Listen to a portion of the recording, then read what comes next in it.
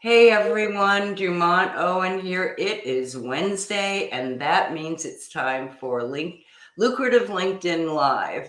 And today I have such a treat for you. I mean, I'm so thrilled to be introducing you to Monique McDonald. This is someone I just had to have her come and meet you. So let me tell you a little bit about Monique. She is a Grammy-nominated award-winning vocal specialist and certified conscious transformational coach. And if you don't know what that is, I'm going to ask her because I don't know what it is either, and I want to find out. Monique was initially terrified to audition and speak publicly. And so she studied intensely with excellent coaches to cultivate her confidence. And as a result, she celebrated with outstanding opera and masterclass performances. Yes, I said opera and masterclass performances throughout Europe, Russia, Japan, and the US, including Carnegie Hall, NYC, and the Kennedy Center in Washington, D.C.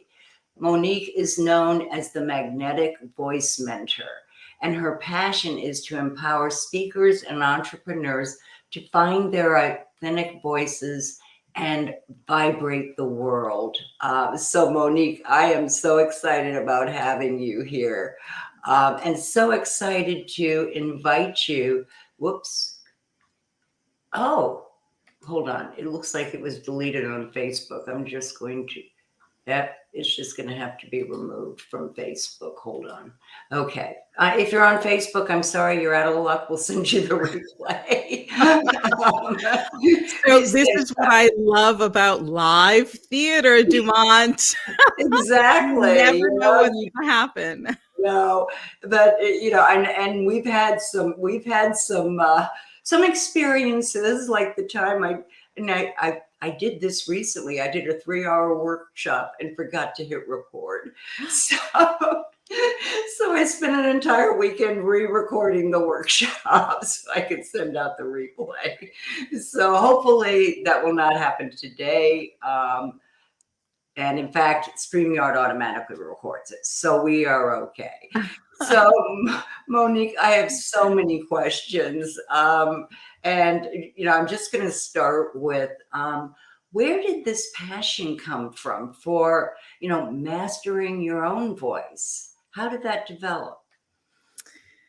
Well, it's one of my favorite stories, Dumont. When I was a little girl, like most little girls, I wanted to be just like my mommy. And my mommy happened to be a singer, a professional singer. Oh, And one day I was around 5 years old, and she couldn't find a babysitter, and she had a concert that night. oh my. So I got to go.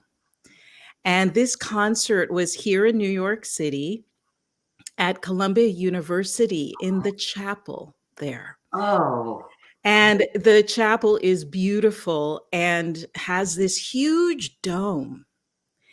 And I broke away from the crowd and ran upstairs to the top of the dome. oh And I looked down at my mother, and she had turned into this creature of light and sound.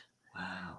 She was extraordinary. And the sound started to move in and out of the acoustics of this dome. And it literally vibrated my little 5-year-old body. I had no idea what was happening to me. And Dumont, that was the first time I know now that I experienced the power of the human voice and what happens to a person, whether they're speaking or singing, and they're fully aligned to their passion and power. Wow. And their voice literally vibrates the air around them so that they are inspired and that anyone within the sound of their voice is inspired. Oh, how cool. And that's one of the reasons why I became passionate about this. Of course, I was 5 years old at the time, so I didn't understand really what was going on. Sure. But I know now that was when I sort of got this bug. And so I decided when I grew up that I was going to pursue a career as a professional singer, as my mother did. She was my voice teacher all of my life. Wow. I went on to work in Europe and here in New York City at New York City Opera and Carnegie Hall. I worked all over the world. Yeah. And before there was Zoom, there was Skype, right? And Oh gosh, yes. I've forgotten about Skype. I wonder if it's still around. yeah, I think it might be. I don't know. But my mom was with me every step of the way. Wow. And then I lost my mom. Oh. She passed away from pancreatic cancer. And Oh. I didn't want to do the singing thing without her, at least not in the same way. So I was sort of casting about for what was next and who am I without my mother? I'm an only child, and we were Oh. kind of the two of us against the world. I ran across a video on Netflix of Tony Robbins. "I'm Not Your Guru" was the film. And in that film, I found out two things that changed the trajectory of my life. The first thing I found out was that Tony Robbins had a training center where you Mm. could learn and get certified and learn how to do what Tony Robbins does, which is a pattern interrupt. It's called strategic intervention. So I signed up that day right away because I knew that just working with other singers, um, most of the work was getting them into a state of being so that their voice could work according to the laws of nature without effort, and they could express easily and effortlessly whatever it was that they were Mm. expressing. And so even though I didn't really know what I was doing, instinctually, that's what I was doing. I was interrupting the patterns of I can't or who am I to be doing this, Yeah. right? Yeah. um, and so I decided, oh, let me get certified in that. So I could, so I did that, and then I heard Tony Robbins was doing vocal exercises. And I am a huge fan of Mr. Robbins. However, he was not using his voice according to the laws of nature. And when I heard that he was only able to stay on stage for an hour or so because his voice was giving out on him, and he was Mhm. using these exercises, and they were really good. But I was trained as an opera singer, and I sing in a theater that seats thousands over a 100-piece orchestra with Wow. no microphone. Yeah. So I know that I had some information, and it occurred to me, what if I get to the next Tony Robbins? What if I get to the next speaker with an amazing, important message for the world that can have impact and save Mhm. lives and change lives, and teach this speaker how to speak according to the laws of nature, how to stand in their power and become that creature of light and sound Wow. and be what I believe we all have the capacity to be. And Well, you just that's my got me. Where story. do I sign up? No, that's fabulous, Monique. I've never heard anybody talk about light and sound and vibration before. It's just I guess I don't know any other opera singers for one thing. But seriously, I had never thought of that. And what it takes to be able to talk with, I don't know, would you call it an authentic voice? Yes. Here's the thing, Dumont. I believe that our voice is a reflection of our life experiences. So many of us were told especially women. Mm-hmm. Be quiet, sit still. Your children are meant to be seen and not heard. And whatever other ideas like that were introduced into our system at a young age, Mm-hmm. so that all the while we really do want to be seen and heard, which is a human condition that we all Right. share, right? We want to be Right. seen and heard. There is often a block there, and it can manifest in the voice. Okay. And it certainly manifests in limiting beliefs Oh. or ideas like I'm not good enough, or who would want to listen to me, and Mm-hmm. it's not safe to stand up Mm-hmm. on a stage or speak up and find yourself away from the herd, right? That's Right. biological, right? Safety is when you stay with the crowd or the Right. audience. When you stand on a stage, all of a sudden it's you alone in front of everyone, Yeah. right? Yeah. And It can be scary even if you're not on a stage. that's right. I can remember having to present something to the board of directors when I was in higher education. And after I was done and I was walking away, one person came out and said, I never thought you would be that nervous. It never occurred to me that you wouldn't be able to speak. And it was scary. Who was I to tell them? They were the board of directors. That's it. Yeah, so I totally get what you're saying. That's So let me exactly ask it. you something. Do you ever get nervous, or do you ever have nerves before you do an engagement? Because I know I'm like a puddle of nerves sometimes for I bundles. love this question, Dumont. I often get asked this question, and it's actually one of my favorite questions. So thank you for asking. Um, the truth is, every single time, Really? every single time.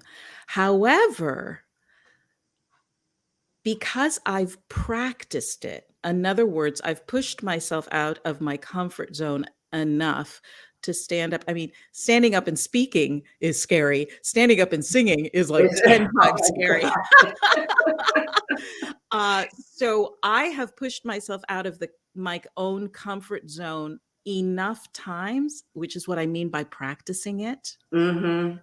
that now it feels like a familiar friend. And if I Mm. don't feel nervous or I don't get those butterflies of excitement, I call it excitement. And if you think about it, that flutter in your tummy is Mhm. actually the same sensation, whether it's nerves or excitement. It's what we frame it as, it's what we decide it is. Okay. And when you start to do it more and more, and it's like anything else, you're doing something for the first time, like LinkedIn Live. I did my first LinkedIn Live last week, Oh my and gosh. and Well, you helped me so congratulations. much. Thank you. And you were such a big help Oh, supporting me, Dumont. I really, really well, appreciate all of I'm your thrilled support with thrilled that. to do it. But it's like anything else. When you stand up to do something that you've never done before, you get that feeling. Just getting ready to do this LinkedIn Live, this interview with you, I had those same butterflies. And so what is different now is that I have learned the tools necessary Mm. to manage it, Mhm. and it doesn't overcome me so Oh, that I feel that I can't be Monique in the presence of it. yeah, And and that's more than just knowing the what you're going to say, or it would seem to me it is. That's more internal. absolutely, and it's biological because of what we were discussing before. It's like I constantly, when I was first doing this, I was singing. I was constantly asking myself, would you do this to yourself? Put yourself in front of a bunch of strangers and vulnerably open your heart Yeah. and speak and sing through it. And the answer always is because it's more important for me to share my gift than to not. Wow. You're giving me chills here. Oh. No, I just that's such a great concept, and I can remember, I took speech in college. I think we all had to take speech in college, and we had a choice between three addresses, and I chose John F. Kennedy's inaugural speech. Just that little ditty. That little one, yeah. And you know what line I messed up? The one that everybody knows. Ask not what your country can do for you, ask what you can do for your country. I did it backwards. And it's like, I just wanted the floor to open up and, swallow me. Because I felt like I was really going there. And then, you know, Well, I love that you brought that up, Dumont, because it's something I talk to my clients about often. Excuse me. One of the myths of public speaking is that we need to be perfect, um, that we need to get it right, or people won't listen, or will think we are dumb, mhm. or that we aren't really experts at whatever it is we're experts in. And because we put ourselves in those handcuffs of I have to Yeah. be perfect, we often make mistakes. And then it's like, see, I can't do this. I'm not perfect. I wasn't good enough. I practice and practice and practice, and I still made mistakes. So that is something that is so important. If your listeners, Dumont, don't take anything else from our time together today, please listen and hear me. Nobody wants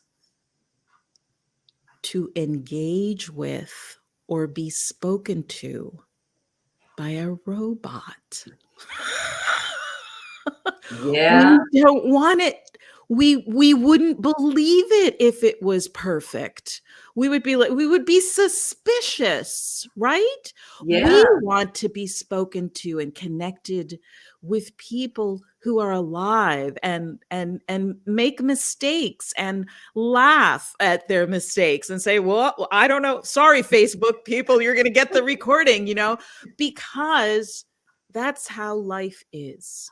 And if I want to follow you, or I want to be in a class with you and invest in myself so that I can grow with you or transform with you, I need to see that you're not perfect, that you're not some, image of perfection that I could never relate to or ever catch up with.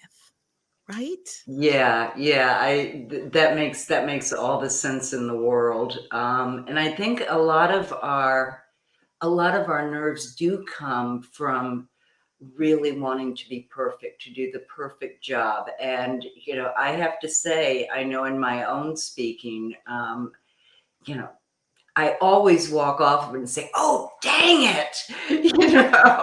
I was going to tell them this, or "Uh-oh, I think I just quoted that wrong," or something. And it's like too late now. But I do think that desire to have a perfect performance and to have everyone see me as credible. I think that's what it is. Yes. It's that mistake where I think of credibility as perfection. Yes. That's it. And when you think about it, who wants to hang out with a perfect person? I didn't think about that. Yeah, Really? I mean, that would be horrible. Yes, and I don't wanna misspeak. extremely important to practice. In my opinion, speakers do not practice enough. Okay. They try to wing it. It's very important to practice. It's very important to have a strategy of what are you going to say and when are you going to say it. All of that is important and you must practice. But when it comes time to live, when it comes time to delivering in person, you have to trust yourself. Hmm. And you have to because sometimes, I don't know if this has ever happened to you, but it happens to me often in my courses that I teach, or even when I'm speaking on a summit, or I have my talk totally planned out. I know I've memorized it. I know what it's supposed to be, but I always leave room for the divine. Hmm. Sometimes I get I get an inspiration that, oh, I should say this, or I hear myself saying blubbity blah. And Uh-huh. it was not on the plan at all. And then inevitably, 9 times out of 10, somebody will come to me or send me a note afterwards and say, I really loved when you said the mistake, because I really saw myself in that. So, Yeah, that right? So, and it's also about trusting the process. We're heart-centered and we want to give ourselves fully and completely because of that inner worry about, am I good enough? Who am I to be Mhm. speaking about? So you sort of want to be sure that you get everything in. And sometimes less is more, I would say, more often than not. I'm usually editing Mhm. for my Mhm. clients. Um, but also, it's what is important is the connection, to connect With the audience. with the audience, Yeah. with whoever you're speaking to, whether it's one to one or one to many, because you know what you're going to say. I suggest writing down, making bullets for yourself of things you want to hit, Mhm. you know, things you want to be sure that you're speaking about, and then riff on it. That's a jazz term, right? When What you does just riff mean? I'm not familiar with that. oh, riff is when you're playing the melody, so what the song normally is, and then you take the melody or the structure, excuse me, and you ad lib. Oh, And you okay. riff on it, and you sort of go off into your own little journey of what the melody means to you. Oh, that's And cool. usually that's the solo. If it's a sax solo or a Mhm. drum solo, that's what they're doing. And you'll notice they usually go through the whole melody, or at least the first part. Okay. Okay, that's very cool. I'll have to remember that. So I'm curious, because you said that you do get nervous before performances, and speaking engagement. How do you deal with the nerves? Because that my body says anxiety. Mhm. My body does not say excitement. My body says anxiety. So how do you deal with that feeling and turn it into something that you can use? Another great question. So I'm going to go ahead and bring this back to conscious transformational coaching, Oh, because okay, good. this actually has a lot to do with what I do as a conscious transformational coach.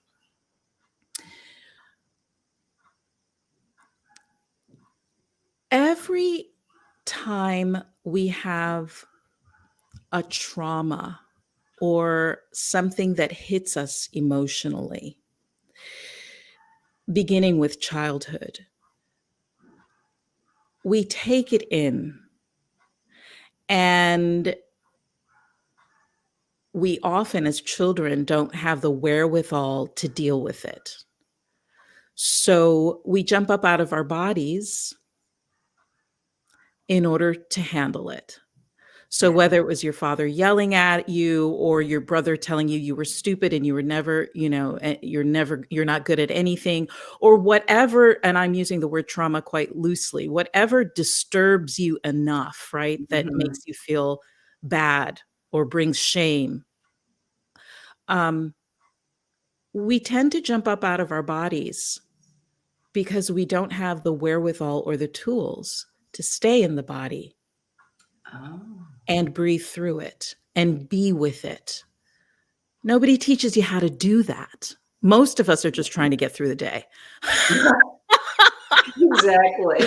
Right? So Yeah, same you thing. get to, 10 o'clock at night and go, got through another Exactly. day. Yeah. So same thing with nerves, right? Or anxiety. Bless you. I'm Bless you. I Bless I got you. my COVID booster and my flu shot Oh, together the other night. That was a mistake. Don't do that. So ever since I've been sneezing. yeah. Okay. So, same thing with nerves. For most of us, when we feel that anxiety or that nervous feeling, we jump up out of our bodies. And what I Mhm. literally mean by that is that we go to a place where it doesn't hurt, it doesn't feel uncomfortable. We go to that place in our minds. So, what happens? Okay. The body stores the emotions. Even though our consciousness has jumped up out of Mhm. the body stores it. And so, we go through life and then all of a sudden we have these limiting beliefs about I'm stupid, for example. And if you trace it back and traditional talk therapy will have you talking about it and tracing Mhm. it back to when it happened in your life and Sure. things like that. But what happens, even if you're doing talk therapy or pattern interrupt or whatever's going on, most of the traumatic debris, if we could call it that, is left over, Okay. stays in the body. Oh. And it shows up as limits Oh. and beliefs. I can't do something that I don't know how to do perfectly in front of anyone because they're going to call me stupid. So Mhm. what do? We don't do our LinkedIn lives. We Right. don't, right? Because we're afraid of because we remember the sensation in our bodies that we jumped up out of, and we don't want that. Right. So we don't do it. So what I do as a conscious transformational coach is I through your own thoughts and memories, through an actual fun and easy process, help get rid of that emotional trauma or trash, as we call it, that I emotional like debris that's been left over after these events. And here's the thing, right? So as our life continues, those things we start to be like a pressure cooker. So all the things are happening over and over again that are sort of reinforcing that belief or thought. And so then we either go kapow, which is what for that. no good reason, right? We Yeah. explode. Or my way of doing it is what I call imploding, where I become very silent Oh. and I shut down. And I think everybody has their own flavor of that. Mhm. And I and can imagine that would be a real problem for an opera star. you have no idea.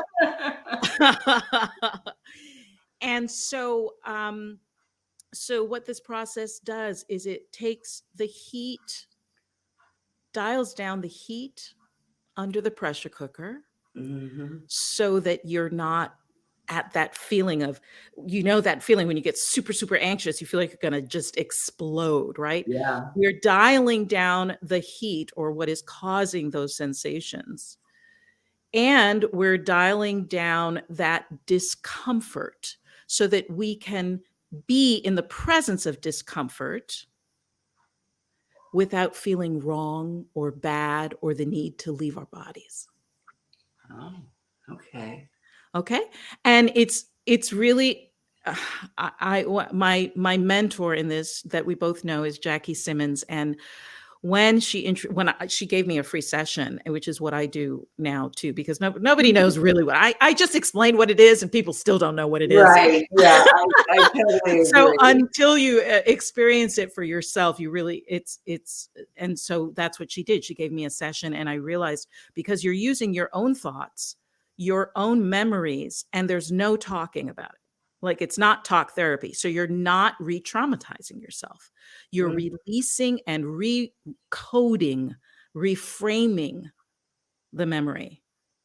Hmm. It's super cool. And I Yeah, it sounds highly like recommend it. it. And so then, when I am about to speak or sing or do whatever it is I'm anxious or nervous about, I literally have tools at my fingertips that Wow. I engage to dial it down so that I I'm can gonna have to be get in in touch the. with Jackie and tell her she needs to. Oh, no, I'm in touch with you. Yes, come have a session. I'd love to show this to you. It's very special and very unique, and it is fast. It is fast and easy. A lot of people are spending 10, 20 hours in talk therapy. And please don't Yeah. misunderstand me. I'm not knocking it. I'm just saying there's a faster way. Okay, well, that sounds good to me as someone who spent a few of those hours in her life.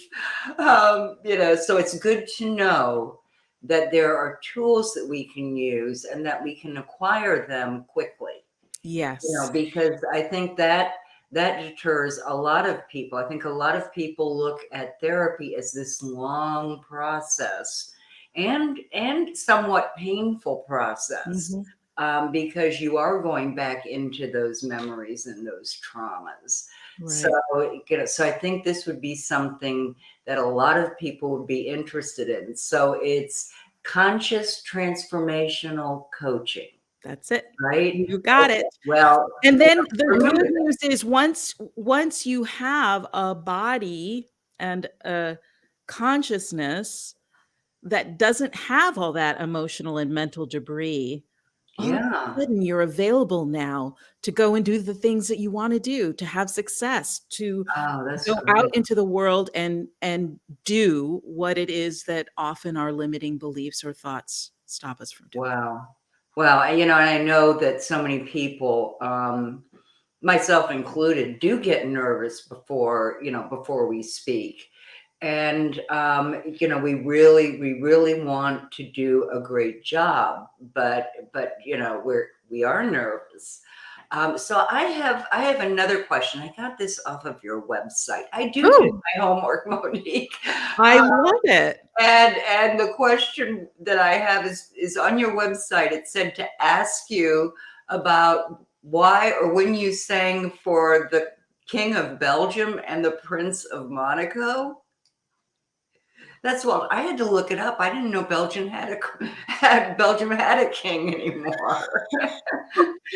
But they do. They sure do.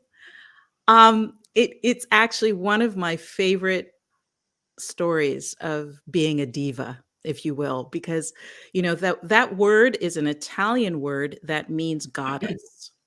Oh, I didn't know that. Yes, Oh, and well, now I have to treat you completely differently. I didn't well, know you and were and that. the rest of the story is that in our in modern times, being a diva means that you are selfish and boss everybody around and throw temper tantrums all the time, which don't really have to go together, although they often do go together when you are, as we were talking about, being seen and heard, and you don't have tools. The pressure really builds. And so that's how you act out. That's how a lot of people act out. Does that make sense? Yeah, it does. And you know what, Monique? I just looked here and apparently LinkedIn cut us off too. We have not been live. Well, shall we This was a continue? crazy Because I'm run. having fun. I am too. So let's keep going and then we can do this next week. We already know how to do it. I'm so sorry. I don't know what No happened. worries. But yeah, it's got this little thing. Well, no, up here it says in broadcast. So So let's keep going. Let's keep okay, going let's keep because going. um So okay. this was the story. I was in Okay. Belgium, in Liège, which is where the king lives in Belgium, Okay. and one of his houses, I guess. I'm sure. And I was invited to sing at this event that was being held in the town hall.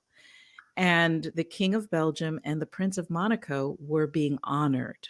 Oh my. And I was there to perform. So I didn't have anything really, really fancy. Oh, that's not true. I had a good dress. I brought like the fancy dress, but I had forgotten the shoes. Oh.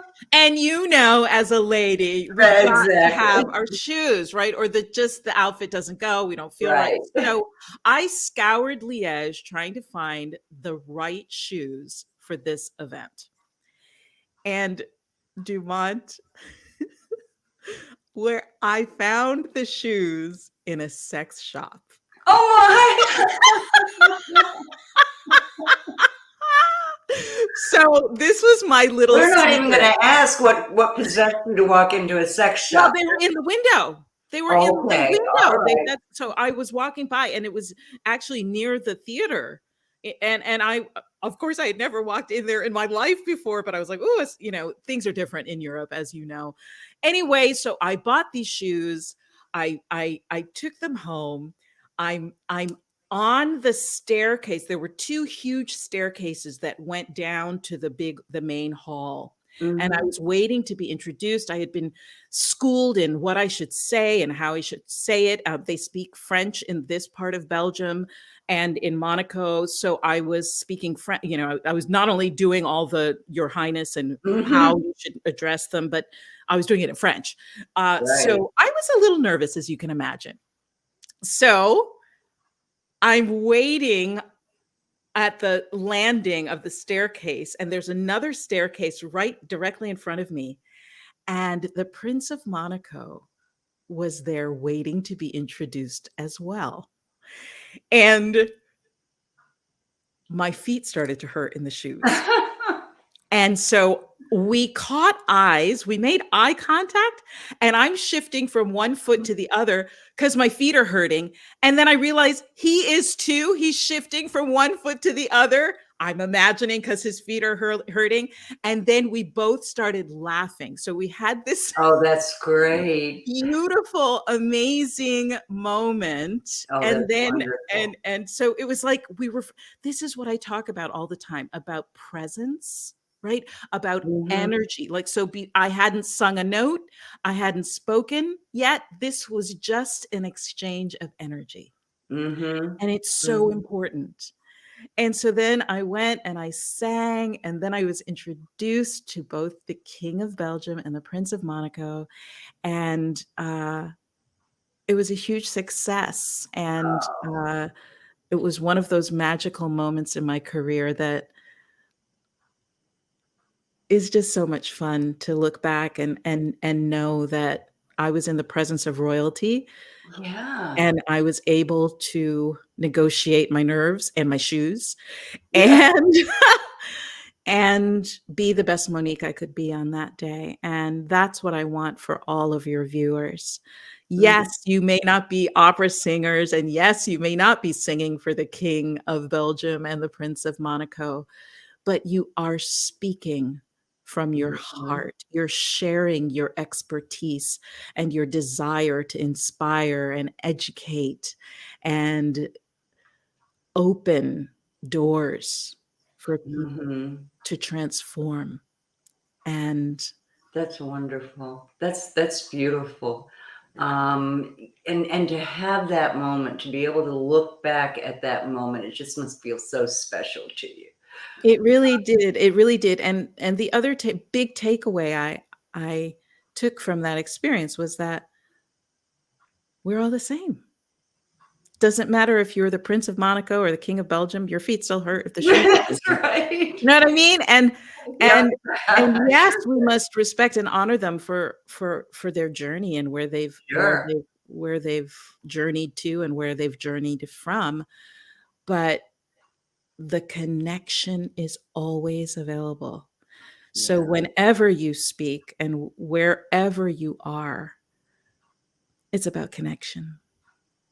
Okay. So yeah, so that makes sense. And you said between individuals plus, in front of a large room. Now, one of the things that I think a lot of my listeners would be interested in is in speaking from the stage. And I'm, usually when they're speaking from the stage, there's something in their mind that they want to convey. They want people to take ownership of and act on it. And I'm wondering, what can we do that would actually, as speakers, that would actually inspire people to take action? Well, I hope that with every presentation, podcast, sales call, wherever you are connecting with someone else and talking about your expertise and your business, you have a call to action.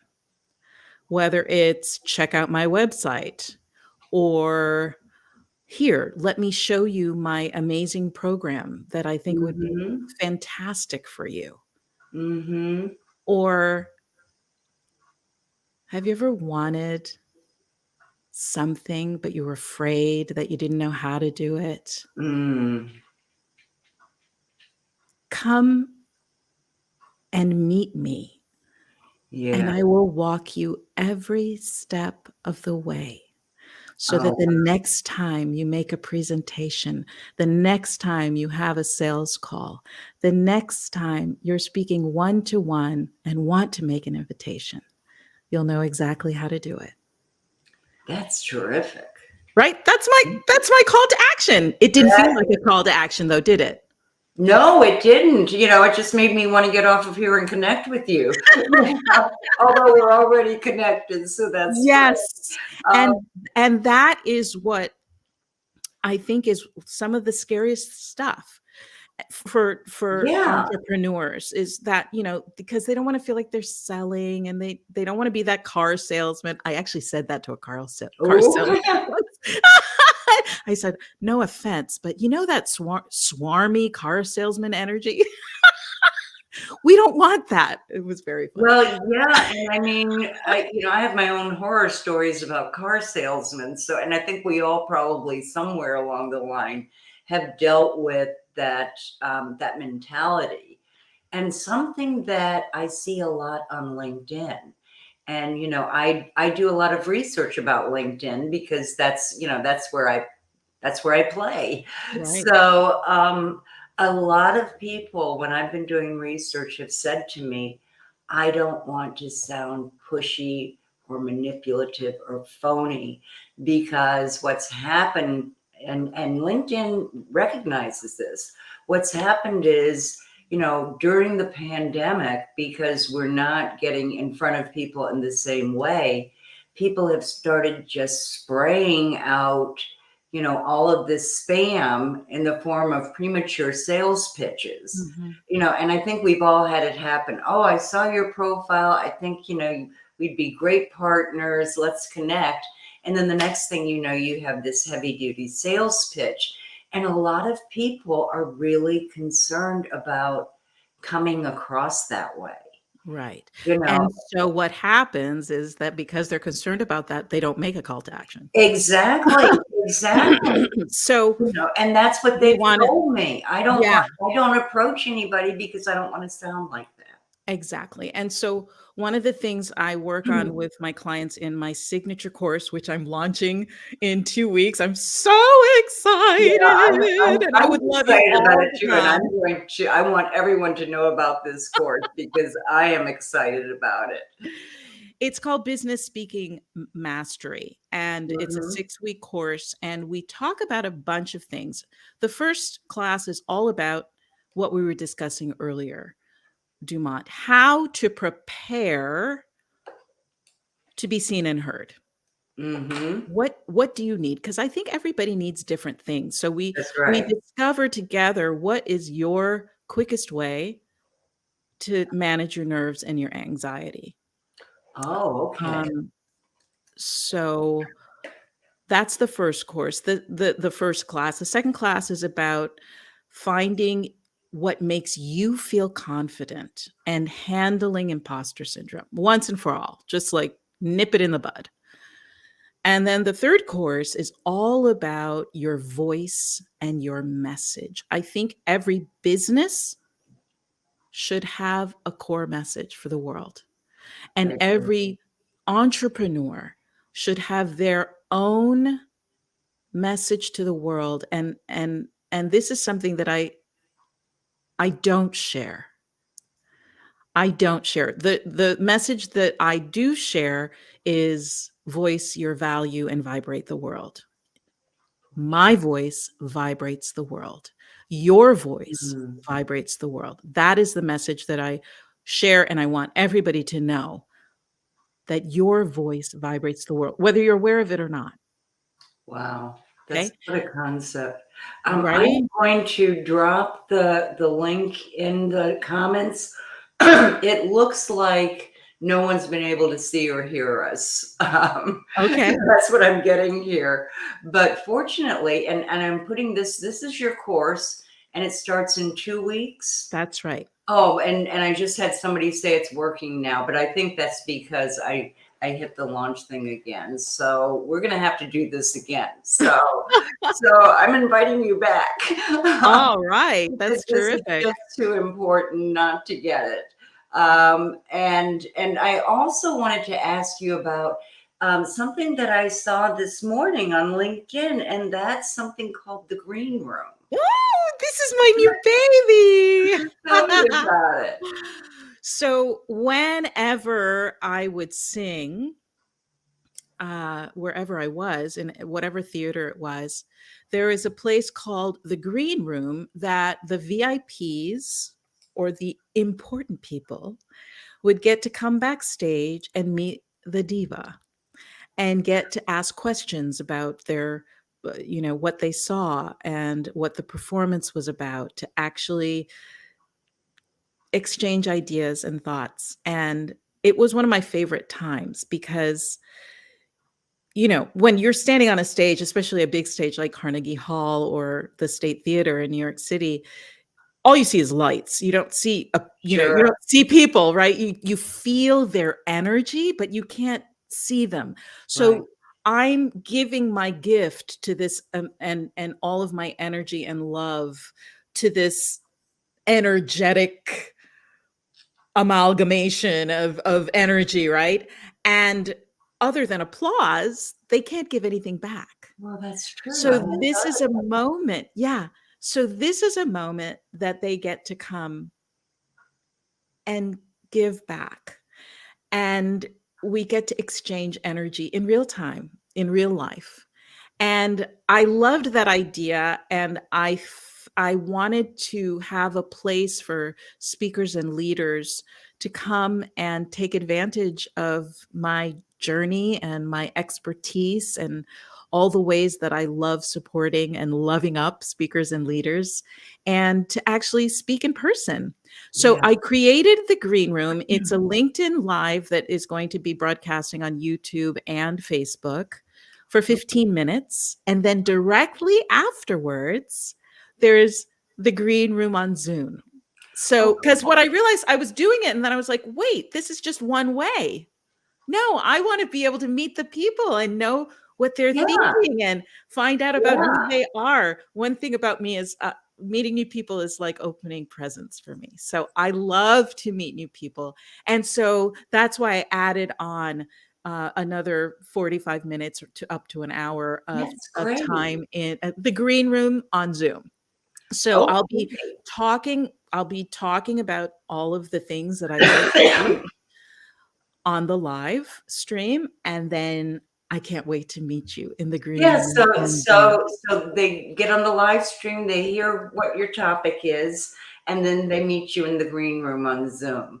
So I happen to know that you're going to be on very shortly that's after right. this. So let me, folks, I'm going to drop the link to the green room in the chat, and it starts at 1. Is that right? That's Oh right. my gosh. So Wednesdays at 1. Doesn't that just fall off the tongue? it Wednesdays at does, it 1. totally rolls, it's great. So I am, yeah, guys, I'm really sorry, I'm seeing all these people saying, "Will you please send me the link? Will you," you know? And yeah, I can't see anything, I can't hear anything. Is it even on? Yeah, Oh, I'm sorry, folks, that's just one of those, we had one of those glitches. But, I have dropped the link for Monique's course, which starts in 2 weeks, Business Speaking Mastery, and also the green room is in just in 10 minutes. that's right. So we are not going to go much longer because I want you all to have a chance to hear Monique and to exchange ideas with her. And just before this, before we even knew the thing wasn't working, we had already decided to come back next week and talk about your authentic voice of power. Yes. So I can't wait excited to about share this. that with Yeah, all of it's you. going to be great. And I'm going to be talking about emotional cage fighting. Oh my gosh. A very interesting thing, right? Aren't you Yeah. dying to know what that is? Yeah, I'm a little afraid to know what it is, you know. But yes, I am dying to hear what that is because I think all of us, or at least all of us who didn't grow up in perfect families, which means all of us, um, um, guard our emotions because Yes. we don't want to be hurt, and so we bottle them up. And I think maybe they slip out in the wrong ways, or they slip out when we don't mean them to. And is it about self-protection? Is that why we do that? It is about self-protection and the fear that you're going to say it wrong Okay. or be too emotional. There are lots of us that have that. Don't be so emotional, Oh yes. Oh right? yes. And also, so this is my mission, Dumont, is to empower 10,000 voices. Wow. I want to empower 10,000 voices of experts and leaders Mm. and speakers so that they learn how to show up, speak with their authentic voice of power, and shine and Wow. vibrate the world, because the world is in need of strong voices now more than ever. I totally agree with you, Monique. And this has just been fascinating. So, folks, like I said, Monique's going to be back next week. Everyone, we're going to say goodbye now because the green room opens in 7 minutes. That's right. And Monique, I want you to just have a great time with it. I know you will. I saw it and just went, oh my gosh, the green room. Because I know what, at least from hearing television and talk shows, you used to hear about the green room. Yes. Yes. Congratulations on the Thank new you. live. And I'm so excited about having you back next week. And everyone, we will be sending out the replay of this. Because I'm sure StreamYard, I'm sure. I'm sure.